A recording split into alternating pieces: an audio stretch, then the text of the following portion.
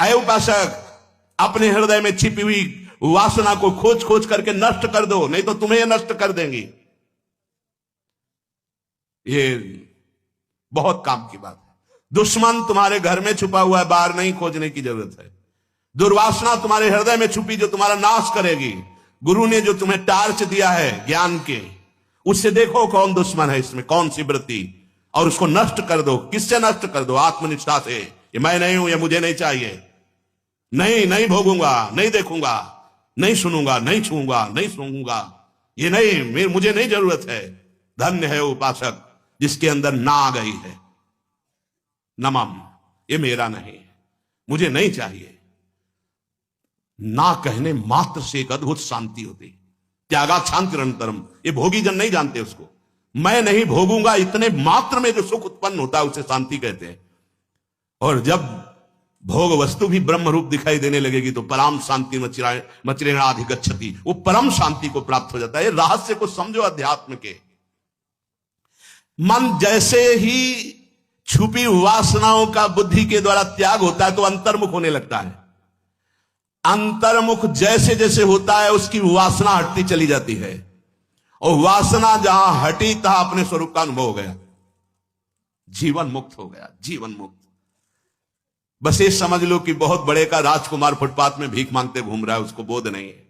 बोध हो जाए तो चक्रवर्ती सम्राट पद है उसका। यही स्वराज सिंहासन आत्मस्वरूप भगवत स्वरूप।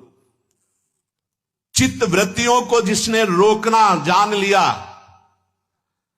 वही अपने भगवदानंद में स्थित हो जाता है। स्वरूपानंद, भगवदानंद, प्रेमानंद, विज्ञानानंद, गण परमानंद, न जाने कितने नामों से उस आनंद को संबोधित किया गया।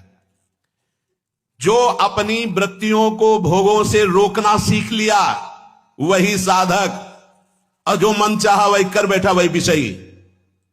योगी अपने मन को नष्ट कर देता है, मन भोगी को नष्ट कर देता है। योगी अपने मन को नष्ट, वासना नाम क्षयश्चातः मनो नश्यति योगिनः। चित्त वृत्ति से एक एक वासना का नाश कर दिया, मन ही खत्म हो गया। अब ब्रह्म रूप मन हो गया। इंद्रियाणाम मनश्चास्मि, साक्षात श्री कृष्ण मन हो गए। भाई समझना है, मनो नश्यति योगिनः, वो मन का ही नाश कर देता है। वासना नाम क्षयश्चातः, जिसने समस्त वासनों का नाश कर दिया। एक एक वासना का नाश करो ढूंढ ढूंढ के हृदय से। ये देखो परमार्थ है, अध्यात्म है, भगवत मार्ग है। समस्त कामनाओं का नाश जिसके हो गया वही भक्ति को प्राप्त हो। सकल कामना हीन जे राम भगति रसलीन। वासना नाम क्षय चाहता मनो नश्यति योगिना। वासना का क्षय हुआ कि मन का योगी नाश कर देता है। जो मन बंधन कारक था अब वो मर गया। अब चिदानंद मन लीला में प्रवेश करके सुख देता है। ये रजोगुण, तमोगुण, सतोगुण, ये हमारा पिंड नहीं छोड़ रहे, बार बार अपना प्रभाव दिखाते चले जा रहे हैं। शुद्ध सतोगुण का आश्रय लेकर इन दोनों गुणों पर विजय प्राप्त कर लो। आपका खान पान व्यवहार बोलचाल सात्विक होना चाहिए, देखना सुनना सात्विक होना चाहिए। शरीर की चिंता छोड़ो, ये प्रारब्ध के अनुसार चलेगा। इसके सुख दुख का संयोग पहले से निश्चित हो चुका है। तुम ऐसा निश्चय करो, ऐसा धैर्य धारण करो, शरीर के लिए कोई सुख दुख की चेष्टा नहीं करनी, अपने आप आ जाता है। जैसे दुख कोई नहीं चाहता, बलात् उसको भोगना पड़ता है, ऐसे सुख मत चाहो, बलात् भोगना पड़ेगा। तुम चाहो मुक्त होना इस शरीर से, चाहो भगवत चरणारविंद का प्रेम पाना, ये चाह करो। ये सुख दुख की चाह है, ये बहुत सुलझा हुआ सत्संग है। अगर आप समझ पाओ, यत्न पूर्वक अपनी चाह को मिटा दो सुख की बाहे से, तो तुम ऐसे महासुख को प्राप्त हो जाओगे। जबरदस्ती दुख भोगना पड़ रहा है, कौन चाह रहा है? ऐसे जबरदस्ती अन मांगे आगे आवेगो, जो पल लागे पल को। मैं तो गृहस्थ हूं, मैं तो स्त्री हूं, मैं पुरुष हूं, मैं जीव हूं, यही तुम्हारी दुर्गति करा रही है। अरे तुम भगवत स्वरूप हो, जागो। तुम स्वप्न में फंसे हुए हो। जो गुरुदेव कह रहे हैं, जो शास्त्र कह रहे हैं वो सत्य है, तुम्हारी सोच गलत है। तुम न स्त्री हो, न पुरुष हो, न जीव हो। जीव कहा गया शरीराभिमानी के कारण। बोधवान मुनियों ने जो कहा, जो शास्त्रों ने कहा, जो संतों ने कहा, उसे सुनो। जब भक्ति मार्ग में चलते तो कहा जाता है तुम भगवान के दास हो, निज जन हो। जैसे भृंगी कीड़ा दूसरे कीड़े को लाकर अपने बिल में बंद करके अपना चिंतन करा के भृंगी बना देता है, ऐसे तस्मित जने भेदाभावात, भगवान और भगवान के भक्त में भेद का अभाव है, अर्थात वो भगवत स्वरूप हो जाए। ये घुमा के बात कही जा रही, बात वही कही जा रही, घुमा के कही जा रही है। मानी संख्या भगवान तन्मय हो जाओ तो वही हो गए, दूसरा कोई जानत तुम्हें हो जाए, बात तो वही आई ना। जिस शरीर को तुम बहुत प्यार कर रहे हो, माता पिता के मल से उत्पन्न हुआ, इसमें मल ही बनता है, मांस है, रक्त है, ये बड़ा अपवित्र है, ये बड़ा बंधनकारी है, ये बड़ा दुख देने वाला है। इसको त्यागना ही सुख में स्थित होना है। त्यागने का मतलब इसके राग का त्याग कर देना। जो इस शरीर से उब जाते हैं, शरीर को छोड़ देते हैं, उनकी बड़ी दुर्गति होती है। समय अनुसार स्वतः शरीर छूटना वो अलग बात है। जो इस शरीर को जानबूझकर मारते हैं, उनकी बड़ी दुर्गति होती है। शरीर का राग त्याग दे तो बहादुर है, शरीर को नष्ट करना बहादुरी नहीं है। शरीर के राग का त्याग करना, कोई मतलब न रखे शरीर से। देखो भला देखो, शरीर से तो जाने दो, शरीर के बाहरी मकान, वस्तु, व्यक्ति, स्थान इतना बहिर्मुख हो गया है कि वो समझ ही नहीं पा रहा कि मैं कौन हूं, मैं किस लिए आया हूं, मेरा कर्तव्य क्या है। देह में तेरी अहम बुद्धि तेरे नित्यानंद स्वरूप को ढक दिया है। गुरुदेव का आश्रय लेकर शरीर का अभिमान छुड़ा ले तो नित्यानंद प्रकाशित हो जाएगा। ये देह का अभिमान, यही तेरा प्रधान बंधन है। अनेक प्रकार के विकार इसी देहाभिमान में स्मृत होते हैं। अब कैसे दूर हो काम, क्रोध, लोभ, मोह, मद, मत्सर। हम लिए बैठे इस अहंकार को, मैं स्त्री, मैं पुरुष, देह भाव, तो इसी मकान में सारे विकार रहते हैं, देहाभिमान में। जगह जगह अभिमान त्याग की बात कही गई, चाहे भक्ति में देखो चाहे ज्ञान में देखो। वृंदावन विधि बसे तज कहे सब अभिमान, और यहां हम सब अभिमान ढोते हुए भक्त बनना चाहते हैं, ज्ञानी बनना चाहते हैं, और जगह जगह इस अभिमान त्याग की बात कही, देहाभिमान का त्याग। समस्त दुखों का मूल, समस्त भ्रमों का मूल ये देहाभिमान है। गोस्वामी जी इसीलिए कहते हैं, बहुत बड़े ज्ञानी महात्मा, बहुत बड़े प्रेमी महात्मा, बहुत बड़े भक्त, कोई सूत्र नहीं छोड़ा। संस्कृति मूल शूल प्रदनाना सकल शोकदायक अभिमाना, वही तो यार इसमें संस्कृत में वर्णन हो, हिंदी में कह रहे हैं। जब तक इस दुरात्मा अहंकार से अपना संबंध नहीं छुड़ा लोगे, तब तक मुक्ति या प्रेम लक्षणा भक्ति लेस मात्र भी तुम्हारे हृदय में नहीं जागृत होगी। तभी हो जाता है कि 20 वर्ष हो गए माला जपते, हमें कोई लाभ ही नहीं मिला। अंधा बटे पड़ा चबाए तो लाभ कहां से मिलेगा? पड़ा तो बंधा हुआ है अहंकार को, चबाता चला जा रहा है।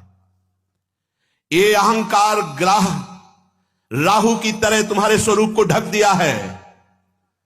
नित्यानंद स्वरूप को आवरण किए हुए अंतःकरण का अहंकार तुम्हें दुख प्रदान कर रहा है। गुरु कृपा से प्राप्त ज्ञान के द्वारा इस अहंकार का त्याग कर दो।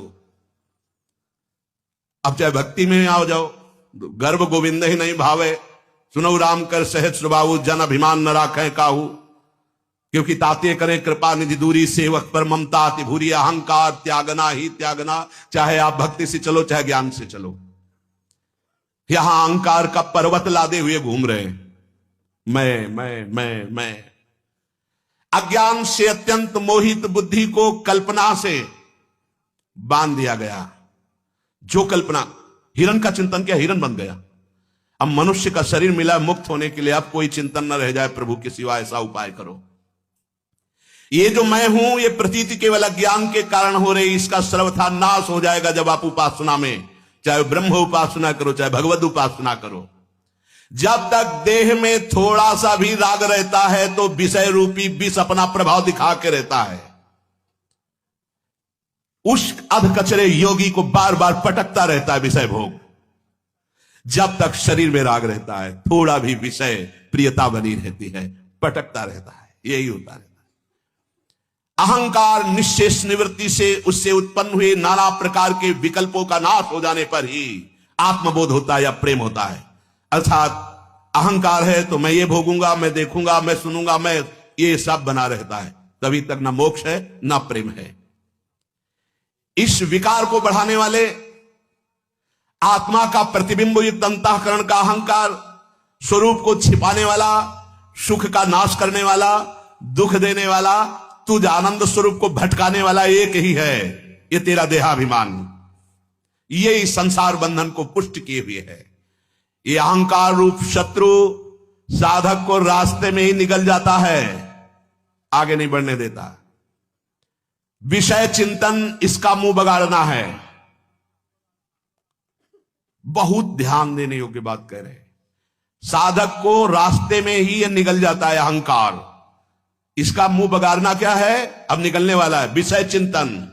विषय चिंतन हो रहा है मतलब मरने वाले हो तुम अपनी उपासना से, फिर तुम्हारा मृत जीवन रहेगा। अरे अब कौन, बस उसी में फिसल कर उसी में गिर जाओगे, उठना मुश्किल हो जाएगा। उठने का अवसर कभी कभी भगवान देते हैं गुरुदेव। जाने कितने युगों बाद मुझे मनुष्य शरीर मिला होगा, उसमें कैसी कृपा हुई। कितने मनुष्य हैं रोज किनको सत्संग मिलता है, किनको वृंदावन में बैठने का अवसर मिलता है, किनको नाम जप करने की प्रेरणा मिलती है। अरे ऐसे गृहस्थ हैं कि अगर उनका बच्चा नाम जप करने लगे तो पिटाई करके माला आदि तोड़ के फेंक देते हैं। फिर जब बच्चे सयाने होते हैं तब उनकी पिटाई करके बाहर भेज देते हैं घर के, कि तुमने यही सिखाया था ना, अब ले उसका परिणाम यही लो। अरे जीवन परमानंद में भगवत प्राप्ति के लिए मिला है। बहुत बहुत पॉइंट की बात करें, ध्यान देना। जब साधक अहंकार को लेकर चलता है, देहाभिमान को लेकर, तो विषय चिंतन उसका मुख है। विषय चिंतन हुआ मारे गए, और एक बार मारने पर फिर उठने का अवसर नहीं देखता, क्योंकि बार बार भोगने की प्रबल इच्छा हो जाती है। बार बार भोगने से उसका उत्साह नष्ट हो जाता है और लगता है अब जिएंगे तो ऐसे ही जिएंगे, जीने का कोई रास्ता नहीं रह गया, गिर गया। स्वात्मानंद की अभिलाषा नष्ट हो गई। नष्ट हुए जंबीर के वृक्ष के समान इस अहंकार को समझो। अगर जल की वर्षा ना हो तो ये आपको लगेगा, जंबीर नाम का होता है कोई वृक्ष, कि वो लगता है नष्ट हो गया, लेकिन जो ही वर्षा होती पुनः हरा हो जाता है। ऐसे ही साधना काल में उपासक को ऐसा लगता है देहाभिमान गलित हो गया, लेकिन जो ही विषय सानिध्य और विषय चिंतन हुआ कि पूरा नया फिर हो जाता है। खतरनाक। इसीलिए कहा गया साधु समागम में ही निरंतर रहो। निरंतर उनकी आज्ञा, उनके उपदेश, उनका चिंतन, हर क्रिया उनको साक्षी करके करो। हाँ, गुरुदेव ने ये कहा है, गुरुदेव ने कहा ये नहीं करना, ऐसा करना है, तब ये अहंकार से बच। तिनकी संगति रहत जाति कुल मद सब नंसई। भगवत प्रेमी महात्मा। ये वासना बढ़ाने वाला अहंकार, क्रियाओं में प्रियता बढ़ाने वाला अहंकार, ये मनुष्य के संसार बंधन को दृढ़ करता रहता है। इसलिए संसार बंध विच्छित्य तद्वयम प्रदहेद्यति वासना वृद्धि रेताभ्याम चिंतया क्रिया बहि। हे उपासक, तुम्हारा इस समय संसार बंधन काटना ही मुख्य उद्देश्य है। संसार बंधन, विषय चिंतन त्यागना और विषय क्रिया त्यागना ही इस संसार बंधन को काटना है। फिर ध्यान दीजिए, अय उपासक, इस समय तुम्हारा प्रथम कर्तव्य है संसार बंधन काटना।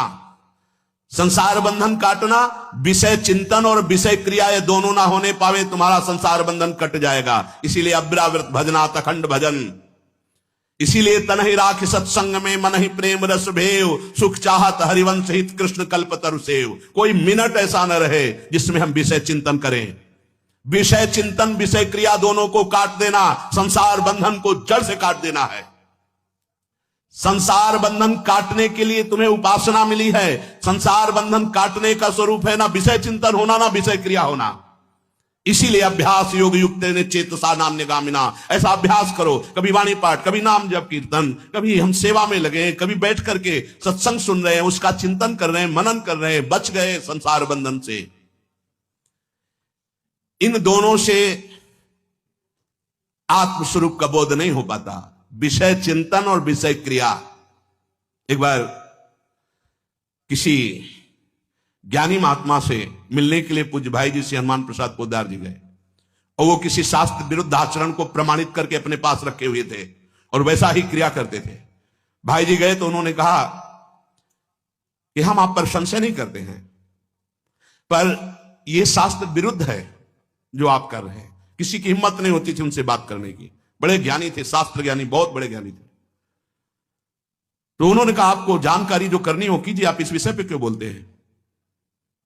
तो उनका जानकारी हमें और कुछ नहीं करनी, केवल यह करनी है कि आप शास्त्र विरुद्ध आचरण क्यों कर रहे हैं। यदि आप महात्मा है, ज्ञानी है, तो शास्त्र विरुद्ध आचरण क्यों कर रहे हैं? तो उन्होंने एक ग्रंथ विद्यारण्य स्वामी जी का है, उससे निकाल करके तत्काल श्लोक, बहुत विद्वान थे, उन्होंने कहा कि प्रारब्ध भोग बड़े बड़े ज्ञानियों को भी भोगना पड़ता है, मैं जानता हूं मेरा प्रारब्ध भोग इसलिए मैं ऐसा। तो उन्होंने कहा अगर प्रारब्ध भोग के अधीन ज्ञानी है तो कुत्ते में और ज्ञानी में क्या अंतर है? क्योंकि कुत्ता भी अपने प्रारब्ध को ही भोगता है। आप प्रारब्ध भोगता है।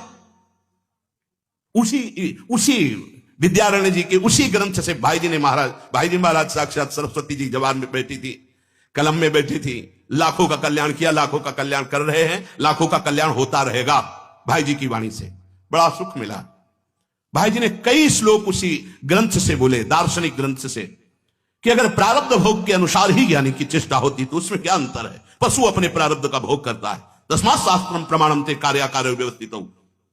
अब उनके बोलने की कोई जगह नहीं रह गई, क्योंकि उसी शास्त्र से उत्तर दिया। बात यहां कह रहे हैं विषय चिंतन और विषय क्रिया यही संसार बंधन है, इस पर किसी की वकालत नहीं चलेगी। शास्त्राज्ञा महान जो मुनिजन है, ब्रह्मबोध संपन्न है, महाभागवत जन है, उनकी बात है। ये दोनों स्वरूप को ढके हुए हैं, वासना चिंतन, विषय चिंतन और विषय क्रिया, यही बंधन है। इनका क्षय करो, वासना चिंतन न होने पावे। गीता जी में भगवान ने कहा ध्यायते विषयान पुंसान संगस्ते सुपजायते। जब आप विषय चिंतन करेंगे तो उसके संग की आसक्ति पैदा होगी, और यदि आप क्रिया में उतर गए तो कामा, पूर्ति हुई तो लोभा, बाधा पड़ी तो क्रोधा। कामा संजायते क्रोधा, क्रोधा स्मृति विभ्रमा, स्मृति भ्रंशात् बुद्धिनाशो, बुद्धिनाशात् प्रणश्यति। किसी भी मार्ग में अगर विषय चिंतन और विषय क्रिया, तो किसी भी भागवतिक मार्ग का उपथिक नहीं, केवल नौटंकी नाटक है। यही हटाने के लिए हमारी साधना है, विषय चिंतन और विषय क्रिया। इसका जहां क्षय हुआ तो अपने स्वरूप का बोध हो जाता है, उसके लिए प्रयास नहीं करना पड़ता। इसका जहां क्षय हुआ तो भगवत प्रेम होने लगता है। पात्र को आप प्रकाशित, किसी पात्र में प्रेम प्रकाशित होता है। पात्र कौन है? जो विषय चिंतन और विषय क्रिया का त्यागी है। पूज्य सदगुरुदेव भगवान जब गिरिराज जी की परिक्रमा साथ दे रहे थे, तो जब पूज्य बाबा की समाधि आई पंडित गया प्रसाद जी की, तो बैठे जाकर समाधि के बाद और कहा जानते हो ऐसे महापुरुष कभी कभी प्रकट हुआ करते हैं। क्यों? क्योंकि बाबा वैराग्य प्रधान अनुराग मार्ग में थे, आजीवन वैराग्य की कसौटी पर कसे रहे। वैराग्य जिसका जितना जोर का उतना ही अनुराग, उतना ही शुद्ध आत्मबोध प्रकाशित होता है। आज वैराग्य की धज्जियां उड़ाई जा रही है, तो कहां आत्मबोध है, कहां प्रेम है? जब हम विषय चिंतन करते हैं तो क्रिया प्रधान हो जाती है, रोक नहीं सकते आप। और जब विषय चिंतन ही नहीं हो रहा तो क्रिया नष्ट हो जाती है। क्रिया का नाश होते ही चित्त का नाश हो गया, मन का नाश हो गया। अब चिदानंद चित्त, चिदानंद मन, ये बात ध्यान देनी। सारी की सारी साधना की सार वृत्ति, ना विषय चिंतन ना विषय क्रिया। वासना क्षय का नाम मोक्ष प्रेम, वासना क्षय का नाम जीवन मुक्ति, ना विषय चिंतन ना विषय क्रिया। जैसे सूर्य के उदय होने पर घना अंधकार क्षण में नष्ट हो जाता है, ऐसे ही ज्ञान होने पर, प्रेम होने पर संपूर्ण वासनाओं का क्षय हो जाता है। या उल्टा बोलो, संपूर्ण वासनाओं का क्षय होने पर सूर्योदय ज्ञान, सूर्योदय प्रेम, फिर कोई अज्ञान अंधकार की वृत्ति नहीं रहती। सूर्य उदय होने पर जैसे अंधकार और उसमें होने वाले अनर्थ समूहों का नाश हो जाता है, ऐसे ही अद्वितीय आत्मानंद के रस का अनुभव होने पर ना संसार बंधन रहता है और ना दुख का लेस मात्र कुछ रह जाता है। महान सुख, महान आनंद। यदि तुम्हारा कर्म बंधन अभी शेष है तो तुम भीतर से सावधान रहो और बार बार आनंद घन भगवत चिंतन के प्रभाव से उस कर्म बंधन को काट दो। कर्म बंधन से खिंचाव हो रहा है, ये भोग बहुत सुखद होगा, ये भोग। साधक सावधान, भगवदानंद का चिंतन करते हुए, आत्मस्वरूप का चिंतन करते हुए काट दे इस कर्म बंधन को, नहीं फिर भ्रष्ट कर देगा। एक बार भ्रष्ट किया तो गिरते चले जाओगे। इसका गिरना बाल की तरह है, गेंद की तरह। सीढ़ी पर एक गिरा तो गिरता हुआ चला जाएगा, बीच में कोई खिलाड़ी पकड़ ले तो पकड़ ले, नहीं तो गिर जाएगा। वो खिलाड़ी होते महापुरुष। बाल गिरा अब वो सीढ़ी बाई सीढ़ी गिरता चला जाएगा, पतित होते। अगर कोई संत मिल गया तो बीच में उसको लोप लिया, फिर यात्रा चढ़ाई की शुरू हो गई। बड़ा कठिन है चढ़ना, गिरना बड़ा सरल है। आज गिरने को ही हम उपासना मान रहे हैं, दुर्भाग्य। प्रमादो ब्रह्मनिष्ठायाम न कर्तव्य कदाचन प्रमादो मृत्युरित्याह भगवान ब्रह्मणा श्रुतः। भगवान ब्रह्मा जी के प्रथम पुत्र सनकादि जी कहते हैं, साधो साधक कभी साधना में प्रमाद मत करना, प्रमाद का नाम ही मृत्यु है। प्रमाद जो करना है उस पे आलस्य, जो नहीं करना है उस पे उत्साह। करना है निरंतर भगवत चिंतन, नहीं करना है विषय चिंतन। विषय चिंतन में उत्साह, विषय भोग में उत्साह, और भगवत चिंतन भगवदानंद में निरोत्साह, ये प्रमाद है, ये तमोगुण का प्रभाव है। विचारवान उपासक हर समय भगवत चिंतन, इसीलिए निरंतर इस अनर्थ से बचने के लिए चिंतन। अगर विषय चिंतन हुआ, हानि हरिवंश के नाम अंतर पर, जरा देखो कैसे कैसे प्रवीणता पूर्वक वर्णन कर रहे हैं। हानि हरिवंश के नाम अंतर परे, लाभ हरिवंश उच्चैत वाणी, तब सुख हरिवंश गुण नाम रसना रटे, और बहुवचन अति दुख दानी। यदि नाम वाणी से अलग हुए तो फंस जाओगे, कहीं ना कहीं तुम्हें पिटना पड़ेगा। ये काम क्रोध लोभ मोह मद मत्सर अपने चिंतन में फंसा लेंगे, भारी अनर्थ हो जाएगा। इसी को मोह कहते हैं, इसी को अज्ञान कहते हैं, यही अहंकार का बंधन है। इसलिए उपासक अपने क्लेश की निवृत्ति के लिए निरंतर भगवत चिंतन कर विषय चिंतन होने ही ना पावे, प्रमाद होने ही ना पावे। जिस प्रकार उल्टा वैश्या पुरुष को अपनी आसक्ति में फंसाकर सर्वस्व छीन लेती है, उसकी पवित्रता को नष्ट करके पागल बना देती है, ऐसे ही विद्वान पुरुष को भी ये विषय चिंतना, ये विषयासक्ति पागल बना देती है, और वो जो आत्मज्ञान के लिए, भगवत भक्ति के लिए दिव्यता प्राप्त की थी, सब लुट जाती है, नष्ट हो जाता है। बहुत ध्यान देने योग्य बात है। विषय चिंतन, घबरा जाओ कि अब कुछ खतरा होने वाला है। राधा राधा तभी कहते हैं, उसका चिंतन अगर होने लगे तो राधा राधा राधा राधा वो तत्काल डिलीट करता चला जाएगा नाम, वो आपके संस्कार नहीं पड़ने देगा। बड़ी महिमा है भगवत चिंतन की। जैसे कोई निर्मल जलाशय के समीप जाए तो ऊपर काई होती है, अब अगर उसको ज्ञान नहीं तो काई देखकर वापस आ जाएगा। अगर ज्ञान है तो वो काई को हटाएगा तो निर्मल जल दिखाई देगा, लेकिन हटा के जे भी हाथ हटाएगा वो काई ढक लेगी। देखना आप, उसको बहुत काल तक ऐसे हटाइए और दूर तक हटा दीजिए, फिर आप जल पीजिए, फिर हटाते रहिए, फिर जल पीजिए, आपकी प्यास बुझ जाएगी।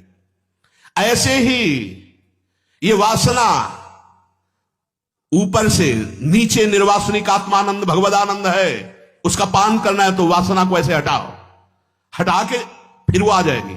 हटाते ही रहो, जैसे तैराक जल काटता रहता है, जैसे पानी पीने वाला उस काई को हटाता रहता है, ऐसे उपासक हर समय वासना के चिंतन को, वासना की क्रियाओं को, भोग संग्रह को ऐसे हटाता रहे, तब वो परमानंद का पान कर पाएगा। एक क्षण भी अलग हुआ तो काई घेर लेगी, तुम्हारा प्रयास निष्फल हो जाएगा, तुरंत उसको ढक लेगी, आत्मविचारहीनता आ जाएगी, भगवत चिंतनहीनता आ जाएगी, फिर माया घेर लेगी। ये सावधानी। जैसे असावधानतावश लक्षच्युतम सद्यदि चित्तमीशत बहिर्मुखम सन्निपते ततस्तः प्रमादतः प्रच्युत केलि कंदुः। खेलने वाला गेंद सोपान पंक्तौ पतितौ यथा तथा। असावधान खिलाड़ी से यदि हाथ से गेंद गिर जाए तो सीढ़ियों पर गिरता हुआ प्रति सीढ़ी नीचे गिरता चला जाएगा। वैसे ही यदि चित्त अपने लक्ष्य के चिंतन से गिरकर विषय चिंतन में चला गया, बहिर्मुख हो गया, तो नीचे गिरता चला जाएगा। कितना नीच आचरण कर देगा, सोच नहीं सकते। बीच में सदगुरु लोप ले, महापुरुष बचा ले। जब महाराज ययाति स्वर्ग से गिर रहे थे तो उन्होंने यही प्रार्थना की थी कि मुझे संतों के बीच में गिराना, तो गिर ही नहीं पाए। 4 संत महापुरुष खड़े थे, देखा कि ऊपर से कोई सर के बल नीचे गिर रहा है, बोले ये तो कोई पुण्यात्मा पतित हो रहा है। तत्काल रोक दिया अपने पुण्य बल से, और हमसे संभाषण करो, कौन हो? तो उनका मैं महाराज ययाति हूं। तो तुम कैसे स्वर्ग से भ्रष्ट हो रहे हो? बोले अहंकार भरी भाषा बोल दिया, इसलिए सारे पुण्य नष्ट हो गए। इनके पुण्य नहीं खत्म हो रहे थे। देवराज इंद्र इनको बुलाए, सभा में सम्मान दिया। सम्मान मिलना भारी विषय है, वो समझ पाए नहीं चाल देवराज की। अरे महाराज, आपका तो इतना पुण्य है कि इतना समय स्वर्ग में हो गया, आपके पुण्य नहीं छीन हो रहे, आपने भारी कोई तपस्या की होगी। तो उन्होंने कहा, ना ऐसा कोई तपस्या हुआ है, ना होगा जैसा मैंने तपस्या की। बोले भ्रष्ट हो जा, क्योंकि तीनों काल के ऋषियों का अपमान कर दिया, सारे पुण्य नष्ट हो गए। अब वो घबरा गए, खोपड़ी के बल गिरने लगे। तब उन्होंने प्रार्थना की, गिर तो रहा हूं पर मुझे संतों के पास गिराना। तो उनका तथास्तु। उनको क्या पता था कि संतों के पास गिरने का मतलब क्या होता है। वो गिरने ही नहीं दिया, वही रोक दिया। महाभारत की कथा है। महाराज शिवी परमदानी, ऐसे 4 महापुरुष खड़े थे। उन्होंने देखा है कोई तेजो में उल्टा सर किए हुए आ रहा है, कौन है ये? रोक दिया, तिष्ठ, वही रुक जा, कौन है आप? तो उनका मैं महाराज ये आती हूं, ऐसा ऐसा शब्द निकल गया, इसलिए बहुत होश में, वाणी मात्र से सारे पुण्य नष्ट हो गए। कहा कि अब तुम नीचे नहीं गिर सकते क्योंकि हमारी दृष्टि में आ गए, जाओ मैं सारे सुकृत आपको देता हूं। तत्काल विमान आ गया। दूसरे ने भी कहा, तीसरे ने, चौथे, जहां थे उससे ऊपर भी ब्रह्मलोक तक जाने की उनकी सामर्थ्य हो गई, विमान से ऊपर, नीचे नहीं गिरने दिया।